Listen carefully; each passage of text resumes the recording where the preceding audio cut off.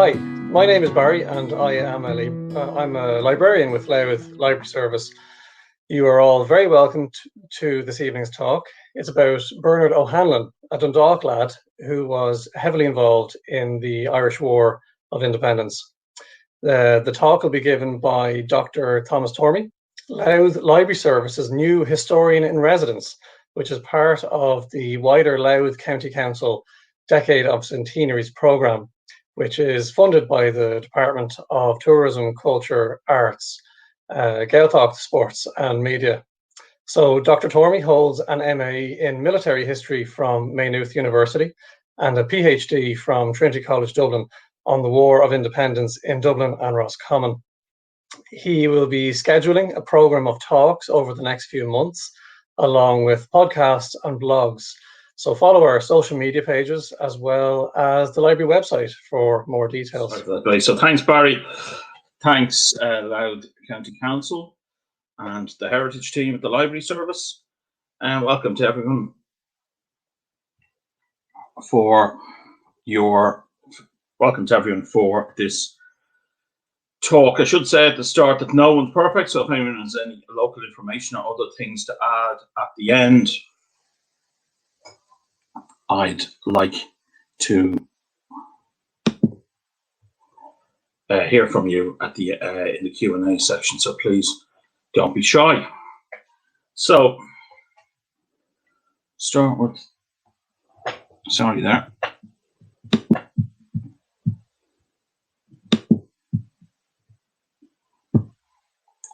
Okay, good. On the 19th of December, On the 19th of December 1933, Dundalk Urban Council considered a communication from 51 people stating that, quote, as present and prospective tenants of the council's new houses in the lower end of the domain, they suggested that the council should call the area OHanlon Park. The chairman, Patrick Hughes, said that Bernard O'Hanlon was a Dundalk lad who was killed in the fight for independence. He, O'Hanlon, was, quote, a second Kevin Barry. Patrick Hughes was himself a revolutionary veteran. He had led the Irish Volunteers in Dundalk following the split from the Redmondite National Volunteers in 1914 and was with the 120 volunteers who marched out from Dundalk on Easter Sunday 1916. Following the dispersal of the Louth and Meath contingent on about the 2nd of May 1916, Hughes had been on the run for 6 years. The motion in relation to the naming of the estate appears to have been carried unanimously, although there were some dissenting voices.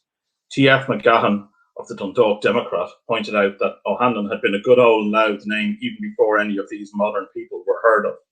McGahan himself had been an Irish Parliamentary Party eminence in the county and was very critical of the IRA and Sinn Féin during the War of Independence. Indeed, it might be said that we see echoes of McGahan's attitude in our own time, as often people who like to push back against the memorialisation of the War of Independence are either descendants or admirers of Redmond and the IPP.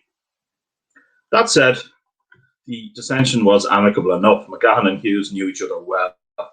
Louth historian Donald Hall has described how McGahan defended Hughes when the latter was dismissed from his post as Dundalk UDC's rate collector in 1913.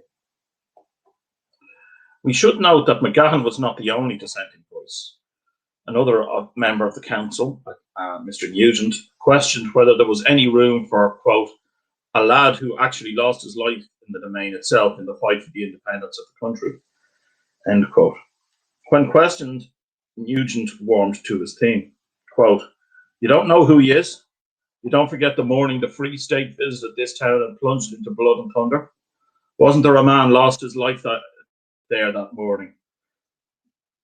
Although Patrick Hughes pointed out that the motion had been proposed, seconded and carried unanimously, and that the area would be called OHanlon Park, Nugent continued, didn't Campbell lose his life in the domain? Nugent was referring to anti-treaty IRA member John Campbell, who had been killed along with Patrick Quigley when the pro-treatyites took Ann Street Barracks in Dundalk on 16th of July 1922. Again, this row has echoes in our own time as the question of who to commemorate and at what point to use Nugent's term, the fight for the independence of the country ceased, remains a contested one. As an aside, Nugent's earlier implications against the Free State make it certain that he was referring to John Campbell and not William Campbell, the Scottish Black and Tan who was shot in Dundalk during the War of Independence. The anniversary of William Campbell's shooting, as some of you are probably aware, falls tomorrow. So who was Bernard O'Hanlon? Bernard O'Hanlon was a young member of B Company of the 3rd Battalion of the Dublin Brigade. It's dubious whether he was a second Kevin Barry, because obviously he was killed in combat, so we don't necessarily hear about the same amount of people who were died with a gun in their hand as we do about people who were executed. But O'Hanlon died of wounds sustained in combat with members of the Crown Forces, mainly the Auxiliary Division of the RIC. The incident in which O'Hanlon was killed took place on the 14th of March 1921 and has entered history with the slightly overblown title of the Battle of Brunswick Street. In spite of my reservations about the title, I'm going to use it throughout this talk just for convenience. O'Hanlon was one of 7 people killed in the incident. One of the reasons I think that O'Hanlon's story is interesting is that it serves as a reminder that the Irish War of Independence and the Revolution more broadly was a national process in which various localities impacted and had consequences on each other, and events in one locality could have consequences for people in another. Probably the most famous example of this in relation to County Louth was the North King Street massacre during the Easter Rising, in which 2 men from the county, James Finnegan, born in Stakillen, and Packy Hoey, born in Clogherhead, were shot in the Louth dairy on the street in question. We know from his military service pension file that Dundalk-born Bernard O'Hanlon had been living in Dublin for 2.5 years prior to his death. The 1911 census shows Bernard, his mother, and seven other siblings living at 19 Castletown Road, Dundalk. Bernard moved to Dublin to take up an apprenticeship with Cunningham pawnbrokers at Lower Earn Street, off Brunswick Street, now Pearse Street, in the south inner city, only a few dozen yards from where he sustained the wound that caused his death. Interestingly, O'Hanlon's job means that he fits Peter Hart's profile of a typical IRA volunteer, a skilled urban shop assistant, although I'm sceptical about some of Hart's modelling personally. It appears that O'Hanlon joined B Company upon moving to Dublin, although it is not clear if he had previously been a member of the IRA in Dundalk. We do know, however, that he had been a part of a Fianna Slua in the town from 1917.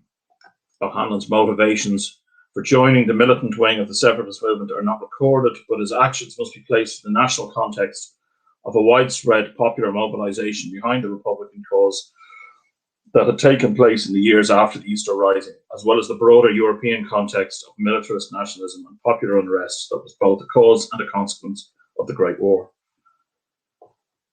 Although Bernard O'Hanlon had been arrested and subsequently released over the Bloody Sunday shootings in Dublin, he can be reasonably certain that the Battle of Brunswick Street was his first experience of combat. The IRA's internal after-action report described how the group of B Company volunteers who had been out that night had not been in action, with 1 or 2 exceptions.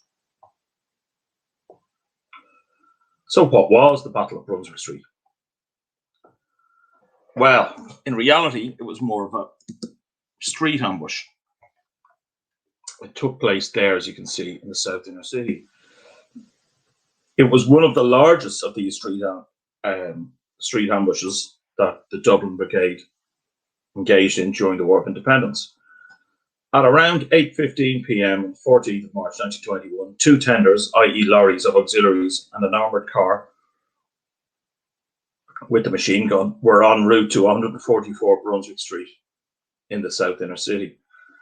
The street was in darkness. While some sources suggest that the IRA may have knocked out the street lighting, this may not be correct, and the street lamp outside 144 may have been damaged in the fighting. Furthermore, newspaper reports that the day had been overcast and snowy in Dublin.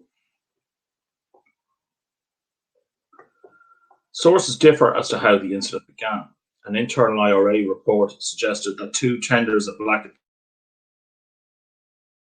towns were used interchangeably with auxiliaries in the Catholic. First, those inside the club had heard of the incident was an explosion and revolver fire from outside. There were dozens of IRA men in the area of the club. A patrol of about 30 or 40 members of B Company had been scouring the area, looking to engage with some members of the Crown Forces to effect a reprisal for the execution of 6 members of the Dublin Brigade that morning. But it's important to note that they were returning to the club as the incident occurred. The IRA internal report then goes on to describe how a further 2 tenders and an armoured car arrived on the scene. By contrast, British internal reports describe in matter-of-fact terms how 2 tenders of auxiliaries were heading towards 144 Brunswick Street in order to conduct a raid, and they were fired upon by, quote, what appeared to be a picket, this being the military use of the term, meaning a small group of soldiers or a checkpoint. This may highlight, a degree of reticence on the part of the British, or even a slight tendency to downplay events. The account in the IRA report, in some respects, matches the newspapers more closely than the British report does. This is particularly so in relation to the intensity of the fighting and the overall seriousness of the incident.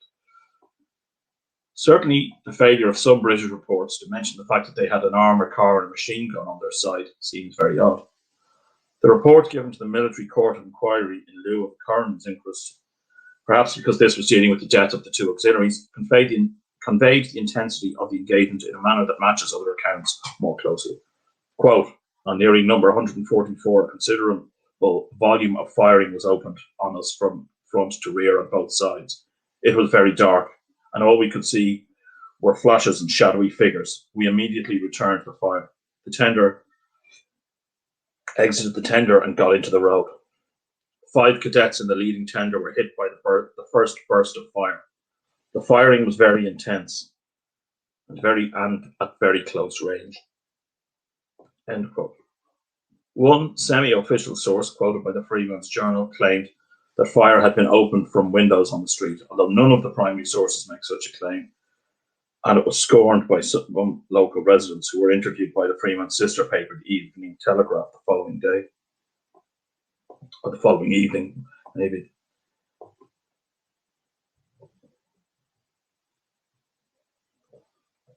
All sources agree that after some minutes of heavy firing, most of the IRA men managed to get away and the auxiliaries managed to take the building.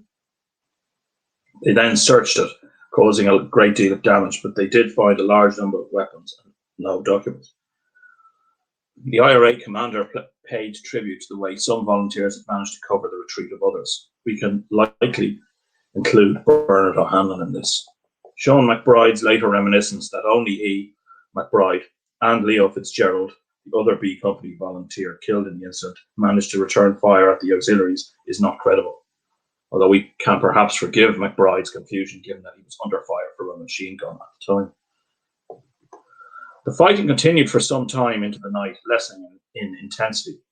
The overwhelming majority of IRA men got away. Firing continued in the area, and some IRA members sniped at the British who were occupying and searching 144 Brunswick Street. Trams from Nelson's Pillar were delayed until 10 p.m. Ultimately, the British came back the following afternoon and conducted a thorough search of the district because of it.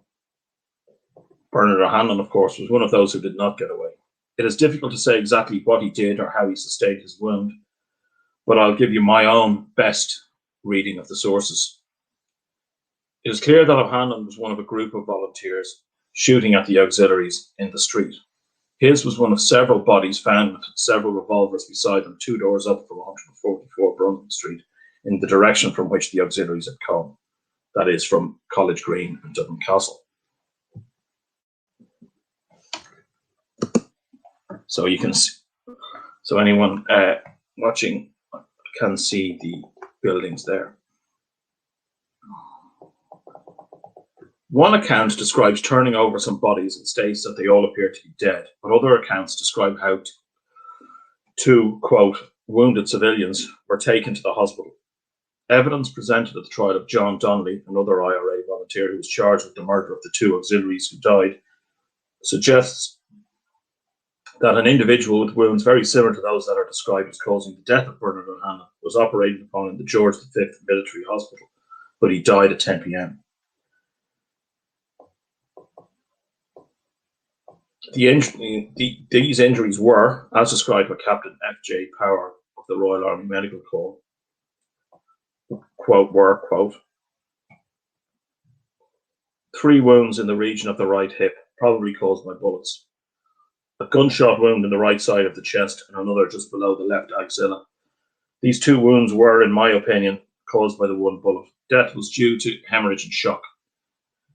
It is difficult to assess whether the multiple wounds are a sign of Bernard O'Hanlon came into the line of fire of the machine gun of the armoured car, or were simply a result of the intense firing from the auxiliaries in the tender.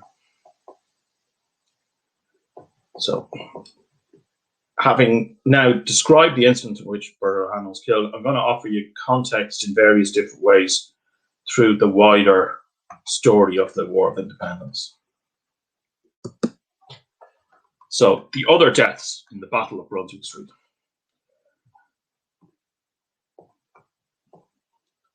These other people provide a broad sweep of the type of individuals who lost their lives in the conflict. For reasons that will become apparent, it is difficult to categorise the individuals, but we can take it broadly that there were 3 members or supporters of the IRA, 2 members of the Royal Irish Constabulary, and 3 civilians. Leo Fitzgerald, who was mentioned above, was a section commander in the IRA, having served with the Fianna during the 1916 Rising. 18-year-old Fitzgerald was killed in a hail of machine gun fire, as himself and Sean McBride were covering the retreat of others. Another man killed was David Kelly, who was the brother of Alderman Tom Kelly, the former Sinn Féin Lord Mayor of Dublin. And both he, David, and Tom had been long-standing Sinn Féiners in the city. Tragically, Kelly's sister did not know he'd been killed, and notices that she was searching for him appeared in the papers on 15th of March. It was claimed that Kelly had left his house and been caught up in the fighting by accident, although the British reported that he had been found lying on top of a bag of ammunition, and so it may be that he was bringing this to the members of B Company. We should note, however, that neither the National Graves Association nor a listing of B Company members killed in action held as part of the military service pensions collection claim Kelly as an IRA volunteer. 2 of the dead were definitely civilians: Thomas Asquith, caretaker at a local foundry, and Mary Frances Morgan, a local dressmaker. These were just 2 of the many civilians who lost their lives in the crossfire of Dublin in these years. Another case, Stephen Clark, is more complex. Clark was a civilian and an ex-soldier, but he had been under observation by the IRA as a suspected spy, so may have been present at the ambush as part of the raid or in order to gather information. It was certainly an unfortunate coincidence if he was not. 2 members of the auxiliary division of the RIC were killed also. These men were to the fore in the first truck that drove up Brunswick Street. Bernard Beard had earned a military cross in the Great War and had risen to the rank of Major General. Francis Joseph Farrell, or sometimes O'Farrell, was buried in Birmingham, but appears to have been from Dublin. He had served with the Royal Dublin Fusiliers in the Great War before becoming an officer of the Tank Corps. With the Sinn Féin activist, a 1916 veteran, 3 Great War veterans, and suspected spy, added to a male and female bystander, along with Bernard O'Hanlon, a young pawnbroker's apprentice, the dead of Brunswick Street give a good cross-section of the lives that were destroyed by the War of Independence.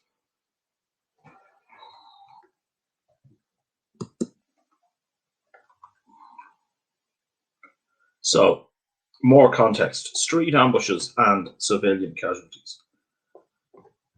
The cases of Asquith and Morgan highlight the issue of civilian casualties.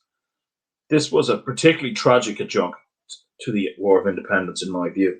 Memoirs and reminiscences of Dublin in this period often point to the intermingling of low-level guerrilla war with everyday life and how the former seemed to surface from beneath the latter. Donald O'Kelly, writing in the book With the IRA and the Fight for Freedom, 1919 to the Truce, The Red Path to Glory, described how, quote, the shops were open, business went on, men worked and played, made money and lost it, women went shopping, children played, young people made love and danced and went to the pictures while terror walked beside them. Military in full war kit patrolled the streets. Armoured cars and lorries crowned with auxiliaries and police and black and tan prowled the town, where every street crossing and lane held the promise of a possible ambush. The unseen army of the Republic walked the streets too, and the first sign of warning of its presence was the crash of bombs and revolver fire. End quote. We can see this dynamic in contemporary accounts of the Battle of Brunswick Street also. The newspapers carried descriptions of how the people of the locality were, quote, hurrying home to observe the curfew when they heard a volley of shots. Thomas Asquith was actually watching a tender of auxiliaries searching a tram when fighting broke out up the street and he was hit by a stray bullet. The Dublin Brigades campaign of 1921 consisted of shootings, ambushes, assassinations and barrack attacks combined with intimidation of the population to enforce Dáil policies and a continuation of the raiding for arms that had been going on since early 1919. Attacks on moving road transport using grenades, such as the Battle of Brunswick Street essentially was, formed the core of this campaign.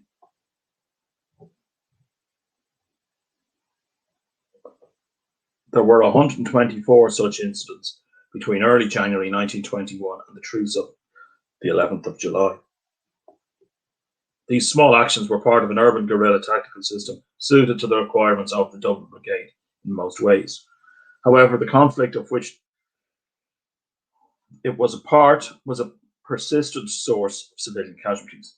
Desmond Ryan, former secretary to the executed 1916 leader Pearse, and a reporter with the Dublin paper, the Freeman's Journal in 1921, summarised the near daily grind of incidents in his memoir, Remembering Sion. As Ryan had it, quote, automatically the fingers of the Dublin journalists formed the familiar story. At 8 or 6 or 7 o'clock this morning or evening, a bomb explosion followed by a number of shots was heard as a military lorry passed through blank street. The military returned fire. There were no military casualties. Later, a number of civilians were treated, detained, or identified by their relatives at the city hospitals. End quote. So this, you see this in the papers around the Battle of Brunswick Street as well, where there's a sense of routine about the fighting that's happening on the streets and the casualties being caused. And we see references, again, if you're following the story through other days, you see more and more incidents piling up on top of them. Many Republican commentators at the time and since blamed the British Army and the auxiliaries for these casualties. Desmond Ryan went on to describe how the Crown Forces lorries and light tenders, quote, sailed round to invite bombs and potshots from the dark lanes and shady corners, end quote. Fergus O'Kelly, writing with the IRA in the Fight for Freedom, also decried the behaviour of the servants of the Crown in a similar vein, using terms like vengeful and trigger-happy to describe their response to street ambushes. O'Kelly also erroneously stated that the IRA strategy in the country was one of, quote, hitting the enemy hard enough and inflicting as many casualties as possible. But that in Dublin, quote, the presence on the streets of a dense civilian population prevented that from being the case. That's, as we've seen, not true. However, it was not only separatist sentimentalists writing retrospectively that felt that the Crown Forces were mainly to blame. Maurice Dockrell, Unionist MP for Rathmines, asked his fellow MPs in the House of Commons if they realised that in the weeks that preceded the truce, quote, one might be shot either by Sinn Féin or by the forces of the Crown when in pursuit of one's ordinary avocations in the streets in any of our cities, end quote. Dockrell was speaking in favour of the treaty and thus against any reduction of Ireland by, as he put it, fire and sword, but it is significant that a Unionist MP would countenance such an equivalence. In contrast to Dockrell, the above quoted descriptive pieces from the two nationalists or Republicans do not raise the question of their own side's responsibility for civilian deaths. Ryan avoids it, while O'Kelly merely makes reference to the trigger, happy and vengeful British. So, further context. The 14th of March, 1921. So, even by the standards of Ireland in 1921, there was nothing normal about the febrile atmosphere in Dublin on the 14th of March. 6 IRA men had been executed that morning, all members of the Dublin Brigade. The Labour Party and the trade unions had called a general strike until 11 a.m. and thousands had said the rosary outside Mountjoy Prison during the execution. There was a reason that B Company had gone, in the words of John Donnelly, looking for reprisals on that night. Having fought beside Bernard O'Hanlon during the Battle of Brunswick Street, Donnelly had been wounded and captured, and to Donnelly fell the task of identifying O'Hanlon's body in the George V Military Hospital. The 14th of March was the bloodiest day in Dublin between Bloody Sunday in November 1920 and the truce of the 11th of July 1921. As we have discussed, B Company went out looking for the Crown forces on the night in question, using 144 Brunswick Street as their base. In the course of this activity, a grenade was thrown at the local DMP station, now Pearse Street Garda station, and one volunteer lost a leg after being run over by a tram. British sources note this incident, but do not connect it to the raid on 144 Brunswick Street. Overall, it is not clear if this attempt to lure the Crown forces into the area was successful, or if the activity at 144 simply generated a raid. In addition to the company parading and patrolling the area, we know that there were specialist classes being held in the building that night also. Leading Dublin IRA man Jimmy Grace, a veteran of the Battle of Mount Street, was teaching them. The events of the 14th of March 1921 tied the War of Independence in Dublin together very well. It was also very much connected to the story of the Forgotten 10. These were the 10 IRA members who had been executed in Mountjoy in 1921, who were reinterred in 2001. 6 of the 10 had been executed on the 14th of March. Frank Flood, Thomas Bryan, Patrick Doyle, Bernard Ryan, Patrick Moore, and Thomas Whelan. Flood, Bryan, Doyle, and Ryan were arrested for their part in the Drumcondra ambush, an attempt by the newly formed Dublin Brigade ASU in January 1921 to mount an ambush on the edge of the city. This was an unsuccessful action that led to most of the ambush party being either killed or captured. Indeed, the lack of success of that ambush may have caused some of the changes to the tactical system, and we saw that tactical system being used in the Battle of Brunswick Street. Moran and Whelan, by contrast, were accused of various killings on Bloody Sunday. Neither Moran nor Whelan, it appears, was guilty of killing the people they were accused of killing, although certainly Moran was involved in the different 2 killings. So he was effectively framed for the wrong thing by the British. Patrick Doyle's brother, Sean, was killed during the destruction of the Custom House. Another member of the Forgotten 10 was Thomas Traynor, who was arrested along with Donnelly. Although since Traynor was not wounded, he was beaten and brought to Dublin Castle rather than to the George V Hospital. Traynor was later convicted of murder and executed in late April 1921, as indeed O'Hanlon, Donnelly, David Kelly, and Leo Fitzgerald were also convicted of murder, even though they were dead in most cases. A massive clemency campaign for Traynor took place, in which it was claimed that Traynor, who was married with 10 children, had not been involved in the ambush, and that he had only been asked to deliver a pistol to 144 Brunswick Street. Since Traynor was a veteran of 1916 who had been interned in Franco, the British were disinclined to believe this, even as it was claimed that Traynor had been retired from the IRA. As it happens, the British, though cruel, were right. Traynor had re-involved himself with the IRA at the request of his battalion commandant, the well-known figure Holy Joe O'Connor. So, further context, cycles of violence. This is, in my view, one of the key points to understand in relation to the War of Independence, as the war, such as it was, involved repeated interlocking cycles, a tit-for-tat dynamic. This happened in Dundalk in June 1921 with the killing of 2 members of the IRA in reprisal for the killing of the Scottish Black Tan, for example, the above mentioned William Campbell. We can see this dynamic in relation to the Battle of Brunswick Street also.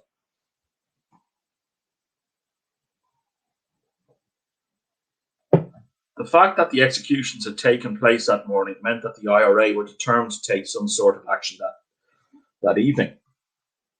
As we have discussed, they were looking for reprisals. Furthermore, we can also see that the executions of Paddy Moran and Thomas Whelan led to violence in their home places. Late March 1921 saw an uptick of IRA activity in Roscommon, and local volunteers stated that part of their motivation was to strike back because of Paddy Moran's execution. In Thomas Whelan's hometown of Clifton, a group of RIC men were attacked, although only 2 died. Sorry, a group of 6 RIC men were attacked in what was hoped to be a reprisal that would kind of even the score, so to speak. Although, as I said, only 2 died. The RIC then burned 16 houses in the town. Following the execution of Thomas Traynor, the IRA in Tipperary executed RIC Inspector Gilbert Potter. Dan Breen had earlier offered Potter's life in exchange for Traynor's.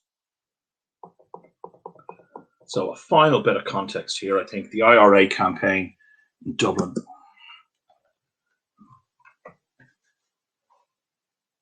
Having discussed the 14th of March 1921 at length, it's worth considering how all this fitted into the IRA campaign in Dublin and throughout the country during the War of Independence. Though the 14th of March 1921 was, as I've described, a pivotal day in the War of Independence in the capital, it was really but a small part of a much greater whole, if that's not a contradiction. The War of Independence in Dublin had really begun with the assassination of members of the Dublin Metropolitan Police's G Division during 1919. This assassination campaign, driven by Michael Collins' squad, accounted for the overwhelming majority of lethal force deployed by the IRA in Dublin in 1919. The 4 killings took place across the second half of the year.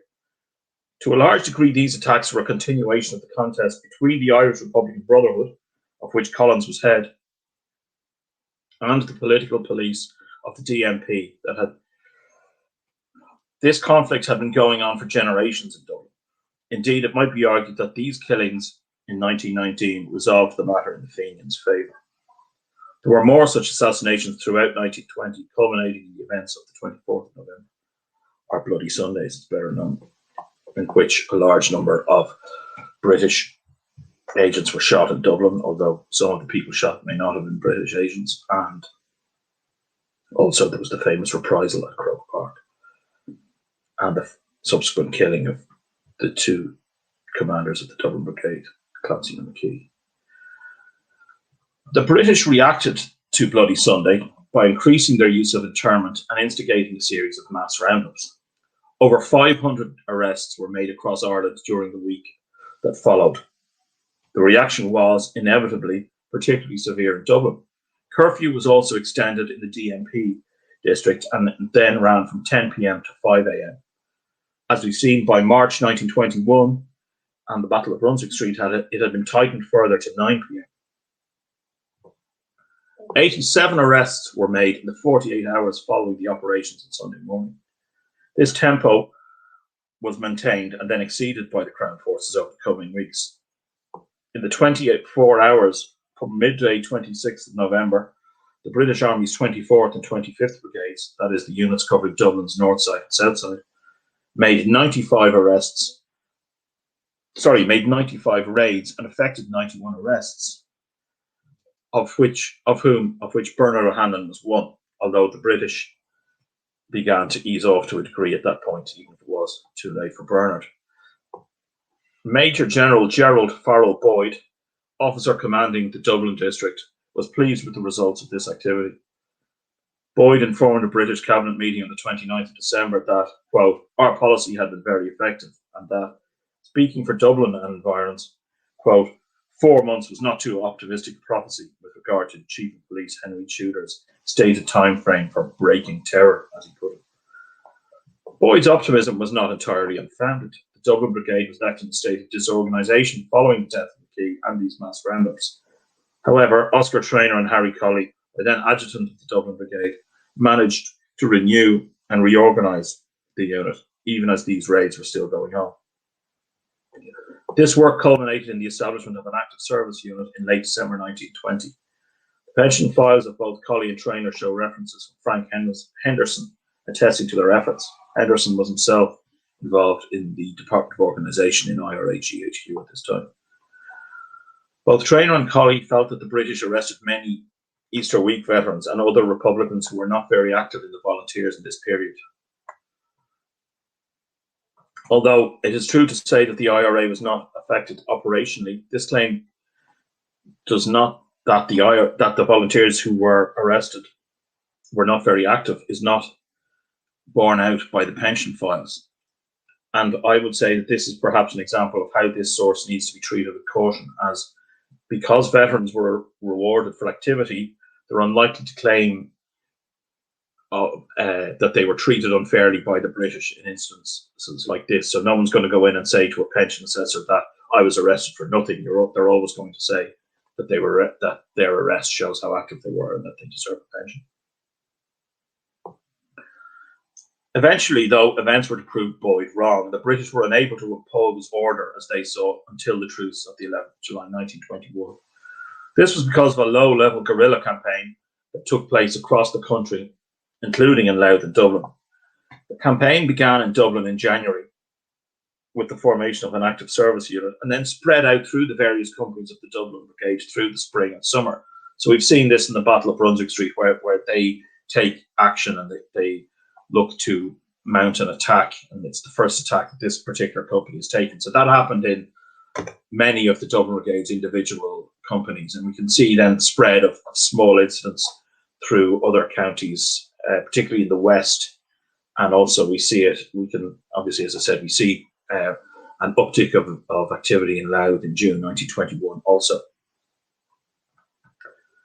So the campaign was part, really, I would say, of a wider national process that involved an ever-increasing number of minor incidents or small jobs in IRA parlance. And these small jobs ultimately influenced the British decision to negotiate.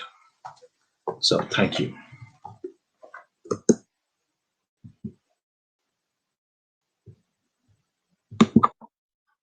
Now, brilliant. Let's unfocus these screens. Now, Tommy, that was brilliant. Yeah. Good. Thanks very much for that. Great, thanks. Fantastic. Yeah, it's such an incredible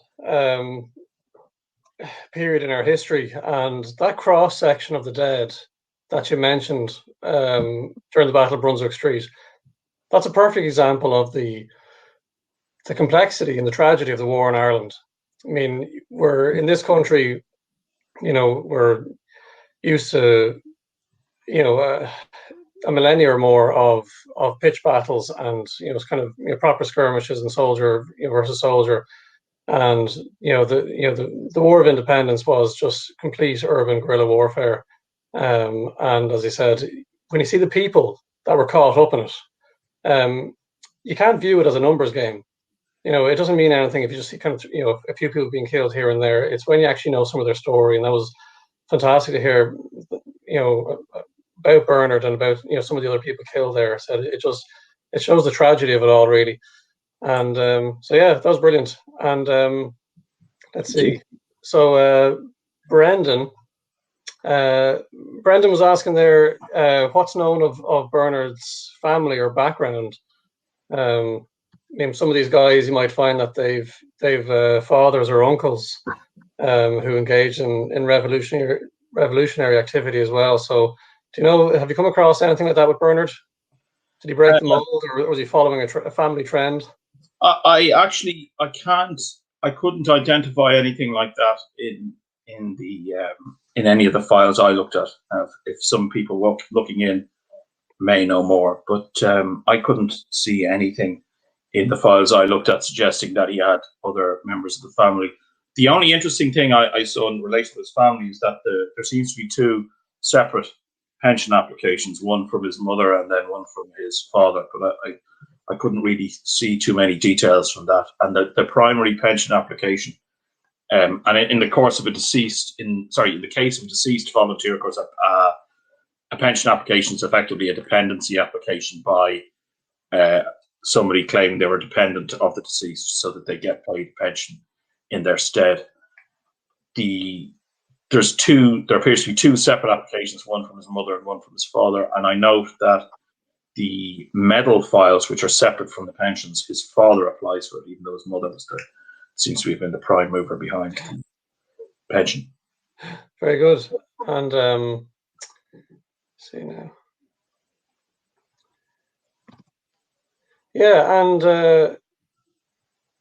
I suppose well, a couple more questions are coming in. Actually, yeah, sorry on that. Like to the group there, because this is the whole point of these talks. It's not just for us to sit here and watch Tommy have a say. Has anyone else any information on Bernard, or have they come across anything, or do they have any family connections, or let us know anyway, and post a question or post a comment in the next few minutes. It'd be great.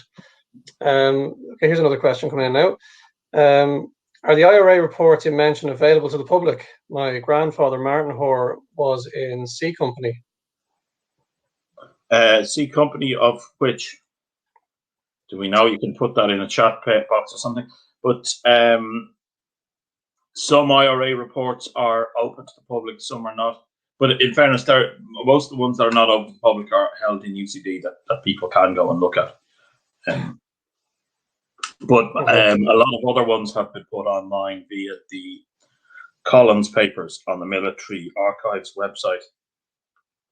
And also there are a lot of reports relating to activity on the pensions website. So the pensions also have things like what they call brigade activity reports. So if a pension is a reward for activity, what they actually went and did for the pensions in the 1930s was they went down and recorded the activity that took place in every county.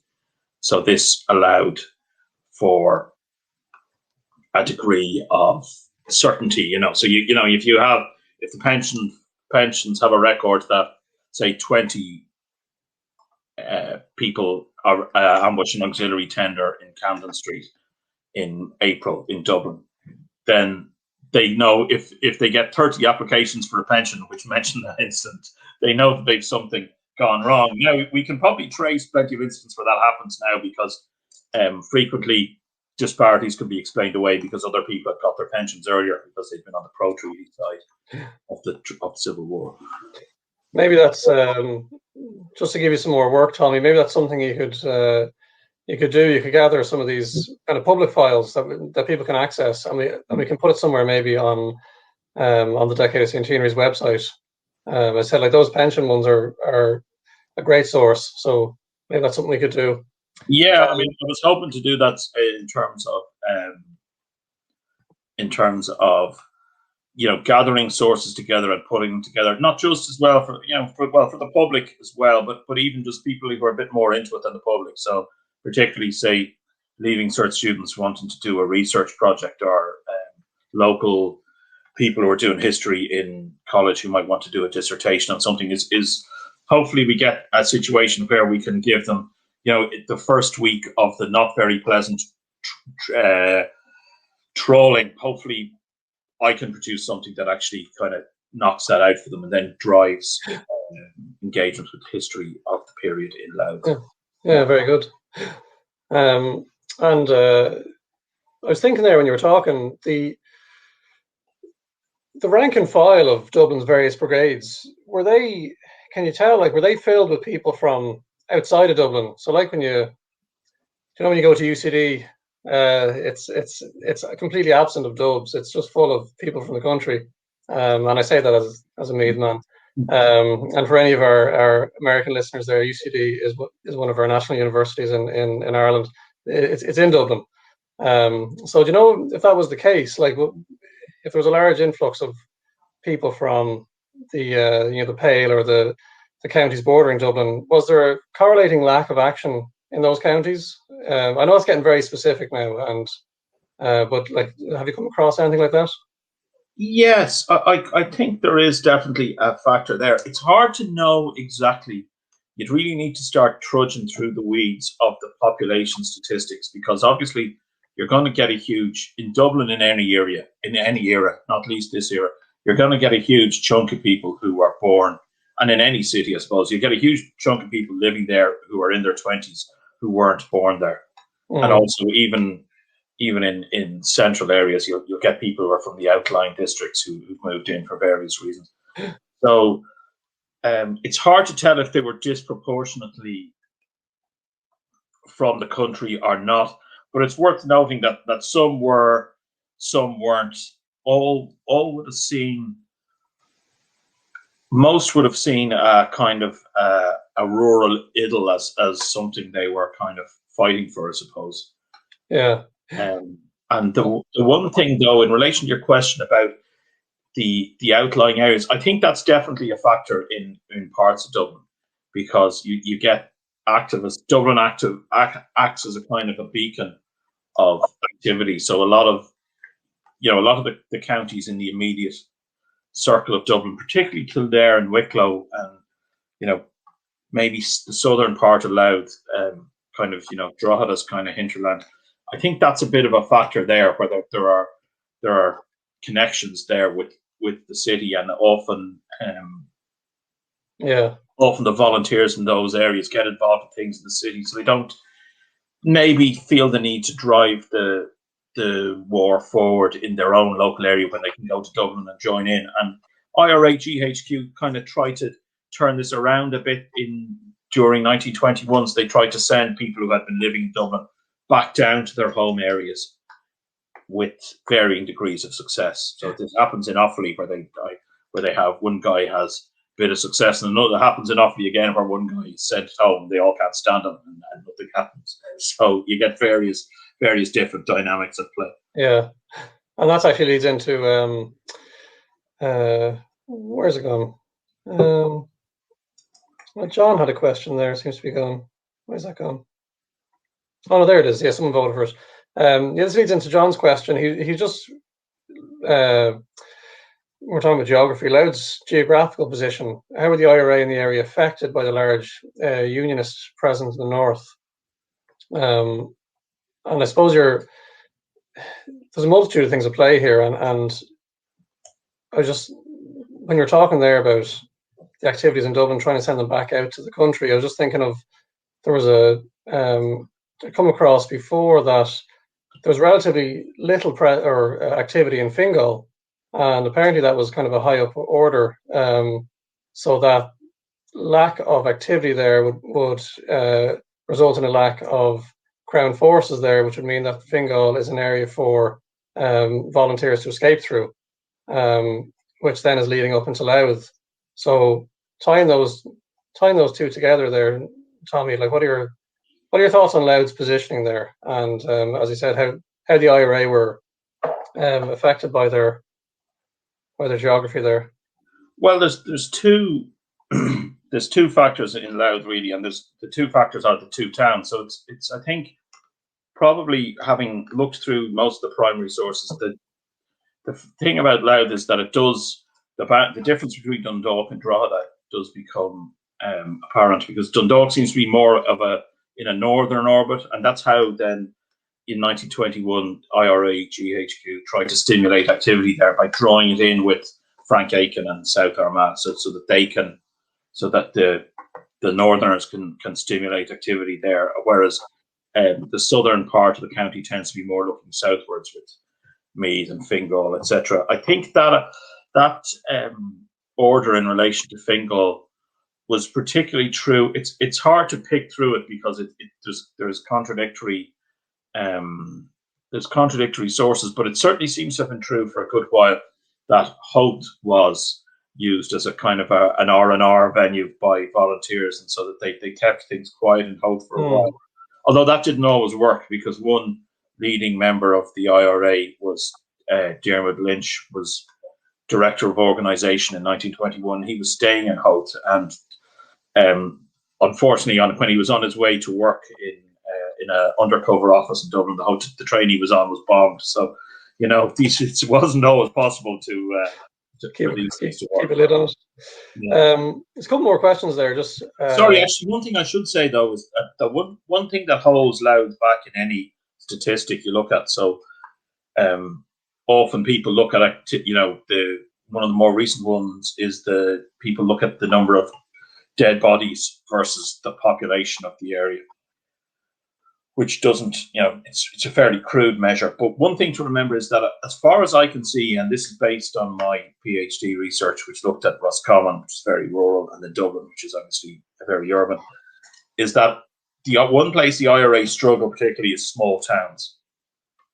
So there's a kind of almost a West British element in most small towns. So being a garrison town doesn't just refer to the fact that there's a British Army base in the town. It refers to all sorts of cultural and political factors. And it would appear that anywhere that there are any large towns, the IRA seem to struggle, because in Dublin, although Dublin's probably seen as the ultimate, centre of West Britishness, and there are plenty of Southern Unionists living there, etc.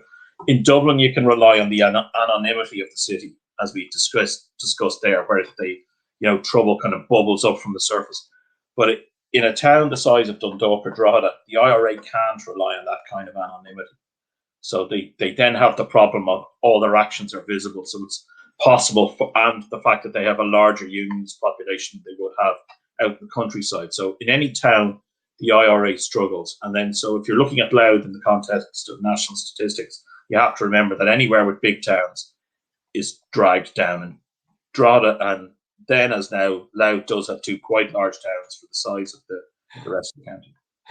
Yeah, and again, that just shows this whole point of the Decade of Centenaries is to, I suppose, revisit these concepts we have of the war, and highlight the complexities that existed either in small towns or big towns, and the loyalties, divided loyalties, kind of where people were on the divide.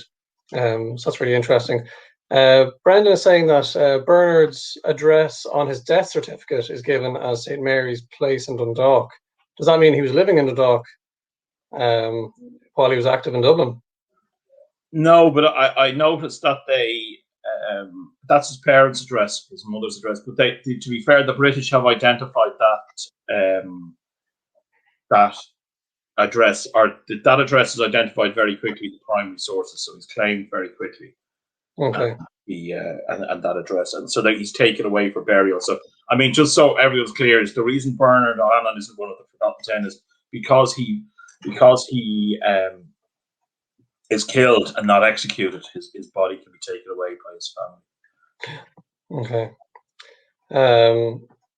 Sports one here. That's different to the address I gave. So the family had obviously moved at some point between the 1911 census and the 1921. Bernard's death in 1921. Test for sports knowledge here now, Tommy. William is asking, did Bernard participate in sport, football, in the Dundalk? Let me see. Sorry, I'll just read it as it's written. Did Bernard O'Hanlon participate in sport, football, Dundalk Football Club, GA in Drogheda and Dundalk? Were sporting clubs involved with volunteers in the same way as rugby clubs were used to recruit in World War One? I haven't come across anything like that at the moment. I do. You can see sporting fixtures taking place through 1921, both in Dublin and in Louth. But I don't know if Bernard O'Hanlon was involved in sport himself, or if there was any particular involvement there. I mean, there was. The one interesting thing is that there is a situation in Limerick where the IRA battalions seem to be split between members of the GAA and members of certain rugby clubs. So, which is interesting in itself. But I see no particular pattern of involvement in the War of Independence from particular clubs. Although you may need to. I'm looking more so at 1921. So, if people are heavily involved in guerrilla activity or are on the run, clearly they can't play sports. So maybe it goes back further, as the questioner says, in terms of recruitment, but I haven't been able to identify anything like that. Okay. But again, that's something that if local people have that knowledge, then it'd be fantastic to share with us, either through this medium or with Tommy directly during this time. And actually, I just see Eugene there in the comments, which is a good point. When we're talking about the IRA being able to use the size of Dublin and kind of blend in, avail of that anonymity in terms of their ambushes. The area of Dublin was far smaller in the 1920s. Well, as I said, that's why I think I made that point in relation to the Drumcott ambush, is that the Drumcondra ambush was actually an ambush on the edge of the built-up area, rather than, as you would see it now, it's right in quite an urban area. Now, actually, as it happens, the ambush took place right where St. Patrick's College is now, so the area is quite open. But even, I think, what's actually in some ways the Dublin of 1920 and 21 was actually a better place nearly for urban guerrilla operations, because there were a lot more narrow streets. Now, we've had a lot of apartment building in the last 20 years, so Dublin's a little more high-rise now than it was, but in 1920 there were a lot more really narrow streets and 3- and 4-story buildings either side of a very narrow lane. The obvious one is the famous place that became known as the Dardanelles, which is the corner of Kevin Street and Wexford Street, and there's another Redmond's Hill, it's called, there at the corner. So at that corner now, there are flats have been built on 2 sides, and the flats were this type of flats that were built in the 60s, so there's kind of set back from the road, so you don't quite get the thanks, Eugene, the tenements that you used to see coming flush up to the road. So you can see it. It's where the Longstone pub is now. Just for very good. And I just see Sean Collins there. Be great to get more information on this. He made a comment there saying the 1921 senior final was cancelled due to many of the players being in jail. So that's probably as much of an insight into that as we need. So yeah, there's probably a whole study on that alone. Kind of like the importance of the impact and the networking capabilities of sport during this time. Across any sport. Let me see, any more questions? Yeah, I mean that's true, and you can see I think that's something that when you deep dive into a local area, that's something you can identify more readily. I think that's that's why we see so many histories of the period do actually highlight local histories that build away. And let me see now, Martin here. It'd be great to get some detail on an apparent secret ceasefire in North Louth in August 1920. Seamus McGill secretly agreed to a ceasefire with the local British Army commander, Major Dunbar, who apparently concealed it from GHQ and his own officers. GHQ apparently only uncovered the pact following McGill's internment in Ballykilner on the 28th of December 1920. That's incredible if that's the case. Have you come across anything like that? I haven't fully kind of chased that down yet, but that's something I'll bear in mind when I'm looking at it. Yeah, brilliant. I think that's one of the missing gaps in that start of that is one of the gaps in the September 1920. I think is one of the gaps in the RLC files. But I will have another look, and it's something I'll keep an eye out for. And Thomas here has a comment saying this event, particularly the cross section of the casualties, is reminiscent of the Provisional IRA campaign of the 70s, 80s, and 90s. Can we be expected to be discussing the more recent incidents in some years to come? And we absolutely should be, I suppose. The worst thing you can do is to not talk about these things. But we're a few years off the centenary for that episode in our history. But there's I suppose the parallels they're unavoidable, aren't they? When we look at these events. Yeah, there are, and I suppose the kind of almost the political arguments are inevitable as well. As I said in relation to when somebody said the naming of O'Hanlon Park, somebody wanted to name it after a anti-treaty volunteer from the Civil War, and then although it didn't get pushed further, we can take that would have been unpopular in some places. I mean, it's important to remember the level of support that the IRA in 1921 had. So on the 14th of one of many examples, on the 14th of March 1921, Dublin Corporation passed a motion of sympathy with the 6 men who'd been executed and then adjourned for the day. Similarly, Drogheda Corporation passed a motion of sympathy with the men in question, and Joe Stanley was talking about Frank Flood, who he knew, and again, they passed a motion of sympathy and condemned the British government, etc. So you don't really see that with the Provisional IRA campaign in the 70s and 80s. You don't see a situation where the overwhelming majority of a local authority would be in support, but passing motions in support of them. In most cases, in some cases there are certain exceptions. Yeah. Great. Yeah. John's asking where is he buried? Buried in Dundalk, as far as I'm aware. He's in Dundalk. And actually, on that, did compensation was a big thing when you start going through records? Did his parents get compensation from the state, or what way does that work? Does it go to a next of kin compensation back then, or? Well, actually, what the way the compensation tends to work is they had to apply and they had to prove that they were dependent. So, okay. I mean, particularly, I'd say with local within that area, shorter life expectancies, etc. We actually see all sorts of variety in who was dependent on who in families.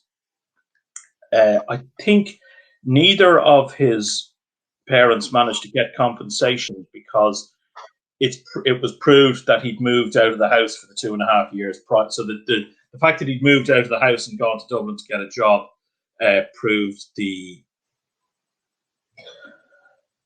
kind of disproved that any notion that they were dependent on him. Now, of course, people would go backwards and forwards on these things and make arguments that he would have qualified as a pawnbroker and might have been able to look after them when they were older and all sorts, but it doesn't appear they got much compensation out of it, although I haven't been able to look at the second file because of restrictions. There's a second medal file, as I said, where his father applies for a medal, and that can sometimes lead to the payment of gratuity. But okay. In the main case of the pension files, it doesn't appear that they got a pension before. Yeah, very good. And let's see I'm just looking at Eugene's comment, and I mean, it is incredible when we think of all of us here now being able to do this.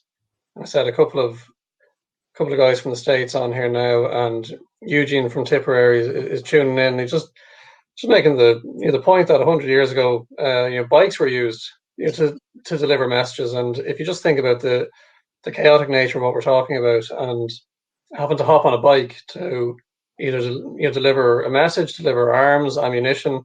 I mean, there's loads of accounts of there's loads of women that were involved in many different counties, and because they were women, they wouldn't have been stopped and searched as much. So they were widely used to, as I said, deliver medical supplies, kind of rations, munitions, and just messages in general. So yeah, it's interesting just to think back on that it's only 100 years ago and how very different it was. Yeah, and bikes were something of a target as well. So you see in Dublin in around the period, say probably the period from the Battle of Brunswick Street to the truce, there are hundreds of bikes repeatedly stolen from various aspects of what the volunteers would have looked at as the British state. So they would have raided post offices for bicycles, particularly mail delivery, as I said, taking people off, unionists they didn't like take their bicycles, all sorts of things. And you see this, as I see someone saying, it happened in Louth, definitely happened in Roscommon and Dublin as well. And also, actually, you see the reverse as well. So you see, the black and tans are raiding a house for someone and they can't find him and they smash up his bike even though he's not there and stuff. Just as a way of annoying them. So it's bicycles were really like an intimate part of the conflict. Yeah, and I forget. I'm annoyed now. I forget there was a famous woman from Fingal. Was it Molly somebody? And Deirdre saying the point again there that women were the main messengers and the main messengers, and they were, of course, Molly. What was her name? But she used to make incredible journeys from North Fingal into the city centre. I think during Easter week as well, with as I continue just delivering messages and supplies, and incredible to think of people's part in the struggle here, and where say the majority of men and of course some women were engaged in firefighting, but then arguably the more important task of delivering messages was being done under the radar, and I suppose hasn't received the recognition that it should, because it was during that time where the message would make or break. I mean, how many ambushes were called off or not called off in time because of a message wasn't delivered. So it's just they were incredibly important parts to the story. Yeah, and it's an important part of the infrastructure as well. You can see because we have a lot of these messages. You can see, I mean, that's something that comes through in the Collins papers, although there doesn't seem to be too much from Louth there. But you can see this correspondence going through from one IRA brigade back to the other. So, you see Collins or Mulcahy or somebody asking, well, why haven't you done anything since January? And they come back, oh, actually, we shot so-and-so last week. And, you see this back and forward. And these messages would all have to be transported around. And also, actually, I think the messenger system was quite important to the IRA's kind of sense of itself in this period, so that they're not the sense that they're part of an army that is fighting on behalf of a country, and I think the fact that they're getting orders and giving orders and having to justify themselves internally, I think that's an important part of this, the sense of itself. It's also an interesting aspect of the pensions, which I think isn't always that well understood by people. It's one of the ironies of the way the pensions were awarded was that you're, as I said, awarded on the basis of activity. So if you're a messenger, a dedicated messenger in a quiet area, for example, you might not get the recognition that somebody doing exactly the same job in a more active area would get, because they got many if you were what they called key men, and this key men definition also applied to women who were acting behind the scenes. If you did work delivering arms or messages or something for an ambush, then you could claim that was military service. But if you were delivering arms and messages or something in an area where there was no ambush, then they didn't give you any service. So it can often seem quite unfair on particular Cumann members, because the lack of activity on behalf of the volunteers wasn't necessarily their doing. They did their part that Cumann did in every area. It was that the particular volunteers in their area weren't as active as other volunteers that held them back in terms of being granted a pension. Yeah, very good. And that was Molly Adrian is who I was thinking of in Fingal.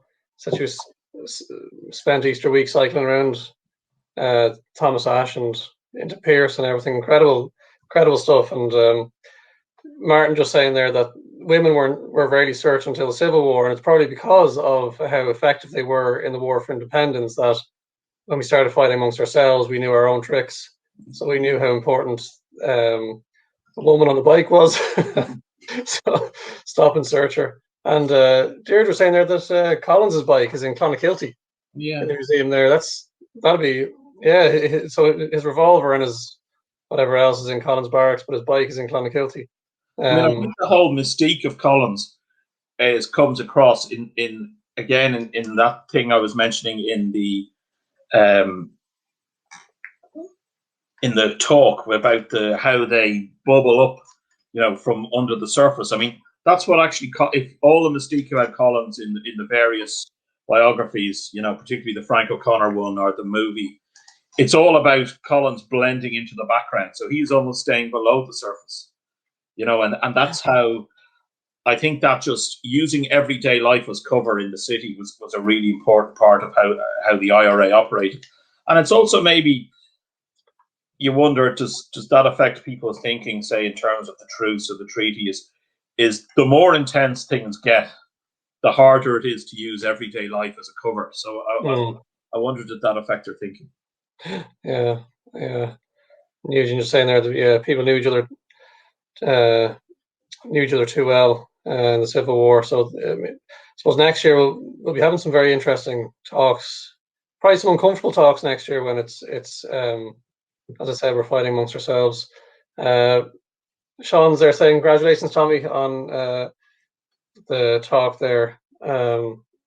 First public foray into Louth and the War of Independence, well balanced from a country context. Yeah, so looking forward to more. Yeah, brilliant.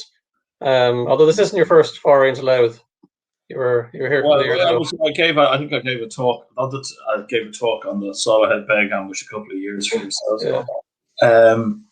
But it's my first real trawl through the Louth primary sources. So it's as I said, it's been interesting because of to see that the town's dynamic that I saw before in terms of Roscommon being kind of played out again in terms of Louth. It's one interesting thing as well in terms of the Civil War is that it's one of the things they say in relation to insurgencies or guerrilla wars globally is that the heart and soul of them is intelligence. So for either side, they need, if you want to be a guerrilla, you need to strike, have intelligence of where your enemy's going to be so you can strike them and get away.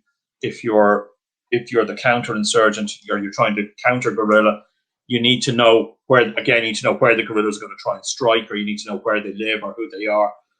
And one thing that's interesting is that I noticed that the Crown forces seem to be getting a lot more intelligence, certainly about IRA operations, not necessarily about where they live in Louth, than they do in parts of Dublin or Roscommon. And I do note that actually in the 1918 election, it's very tight between Sinn Féin and the IPP. It's only a couple of hundred votes. So, I mean, that does, whereas in Roscommon, it's a much, heavier result. And then Dublin can be up and down. There's certain parts of Dublin which actually elect a unionist MP, but other parts are very heavily Republican. So I think one of the things I'll be looking at to see is just how does Louth fit in into the national picture with such a high level of support for the IPP? Is that why the intelligence going to the RIC is quite good, and does that hold the IRA back in the county in any way? Maybe so that could be an interesting way of how to build.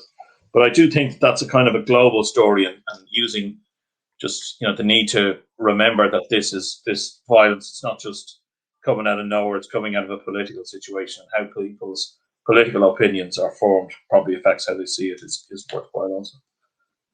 Yeah, very good. And they're just commenting there that women have been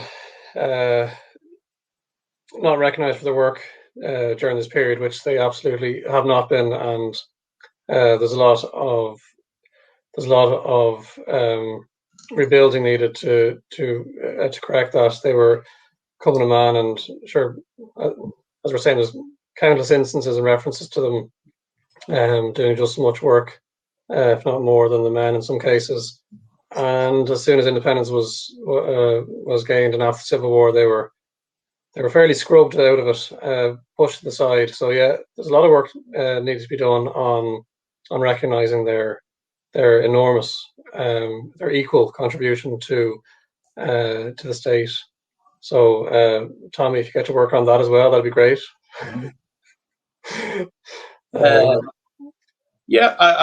one thing, as I said, it's part of the Common Amon thing is that they do different roles. The roles can be filled in different ways and can be seen in different ways. So, and also it's important. I think we need to remember the way they would have seen their role in certain aspects. So you get some Common Amon members like Kathy Barry, who was Kevin Barry's sister, who seems to try and get involved and as close to the coalface as possible. And then you sometimes see other members who kind of see their role as definitely in the background, but definitely as a support to the men. But it's worth remembering as well that's something that Common Amon is, which some people would have been uncomfortable with at the time, is that even where Common Amon members are studying first aid, they're not kind of angels of relief or angels of healing so much as they're there to kind of patch the lads up so they can have another go at the Brits type of thing. You know, it's not necessarily it's a militant organisation, so sometimes it's quite hard to categorise what they're doing. Yeah, definitely. Yeah. So hopefully some more.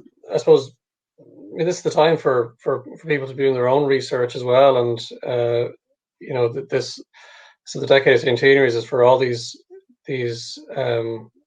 facets and elements of the war to be looked at. So hopefully we see a good level of research being done on the contribution of women as well.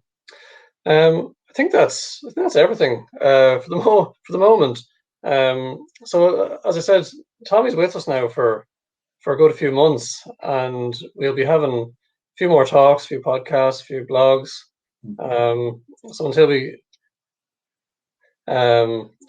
we kind of, so if everyone just keeps an eye on our social media pages, and I said the actual website, the Louth County Council Library's website, have a dedicated Decade of Centenaries page where all the information can be found.